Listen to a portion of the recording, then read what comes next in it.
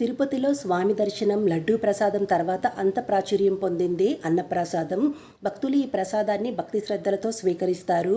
బహుశా ఇది స్వామికి నివేదించి మనం భక్తితో స్వీకరించడం వల్లే అంత రుచి వచ్చిందేమో.